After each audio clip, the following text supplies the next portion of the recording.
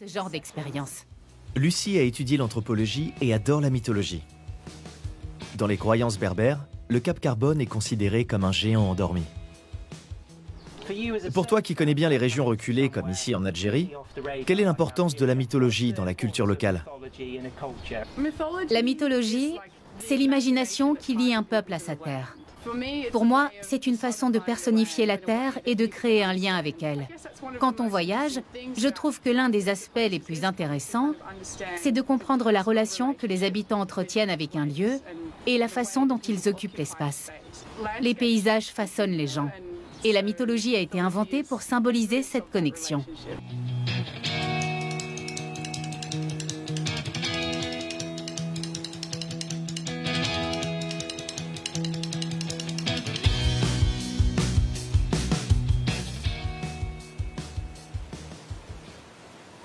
Nous passons en revue tous les spots de la région de Béjaïa, tout le long de la côte du Saphir à l'est et la côte du Sahel à l'ouest.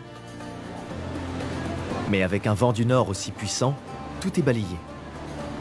Le plateau rocheux de Tazaboucht, peu profond et couvert d'oursins, semble être la meilleure option. Ça ressemble à un beau nid de rochers. On verra bien. Je vais d'abord vous regarder. D'accord. Et s'il y a de bonnes vagues, je vous rejoindrai.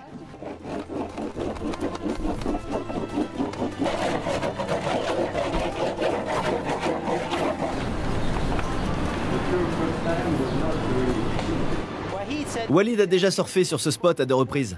Mais la dernière fois, il s'est méchamment coupé sur le récif. Donc il appréhende un peu. Le courant est très fort et les vagues très proches les unes des autres. Elles sont longues et régulières et deviennent vite impressionnantes quand le vent d'ouest se lève. Walid en profite à fond.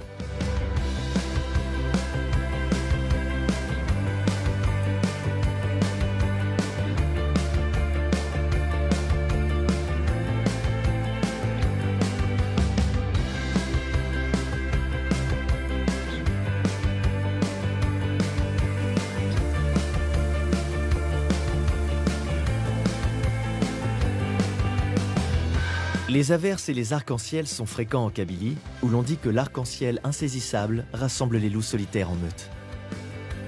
La planche de surf est comme un arc-en-ciel qui vous permet de créer un lien invisible entre les poissons et les oiseaux, puisant son énergie dans l'eau salée pour ne faire qu'un avec la nature. J'ai déjà l'Algérie dans la peau. Et entre les falaises escarpées de la Kabylie, je ressens une grande affinité avec la Cornouaille et les anciens mineurs d'étain qui commerçaient avec les tribus berbères en échange de l'or du Sahara. C'était un spot super dangereux. J'avais très peur avant d'entrer dans l'eau. J'avais déjà surfé ici 2 fois, mais les vagues n'étaient pas très grosses, donc ça allait. Mais cette fois, c'était vraiment impressionnant. Heureusement, je suis en vie, donc tout va bien.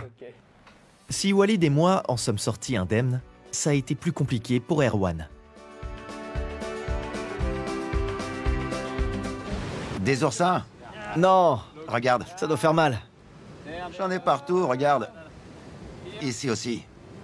Et sur l'autre pied aussi. C'était sur cette section-là, c'est ça? Regarde.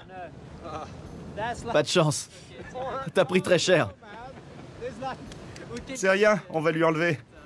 T'as au moins 30 épines. Bravo.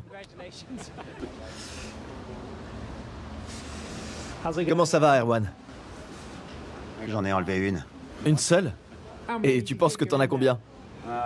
Je dirais 10, 12. Environ.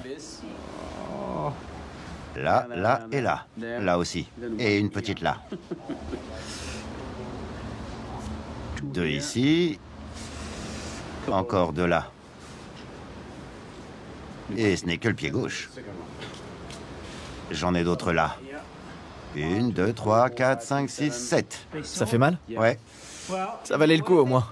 on n'a rien sans rien. Comment vois-tu l'avenir du surf en Algérie? Quel changement attends-tu?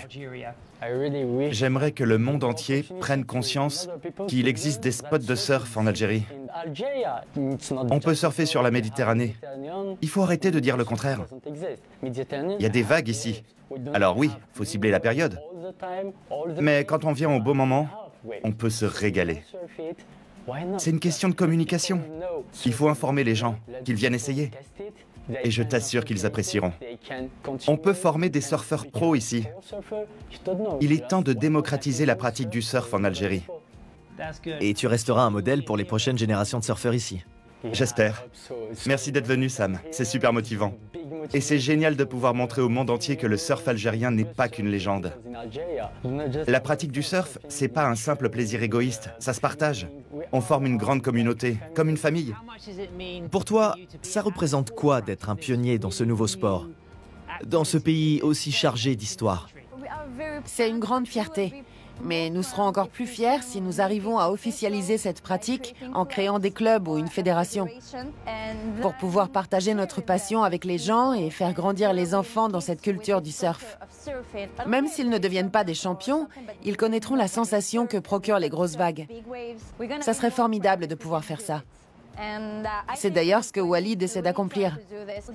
Il a son club, il est maintenant prof, il apprend aux enfants à surfer, c'est génial. Et je pense que je vais m'associer à lui. Nous quittons Dia qui retourne à son emploi du temps chargé.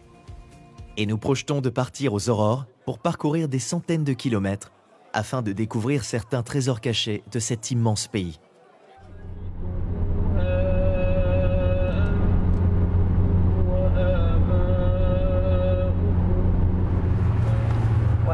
Un voyage en Algérie ne serait pas complet sans découvrir les vastes étendues du Sahara.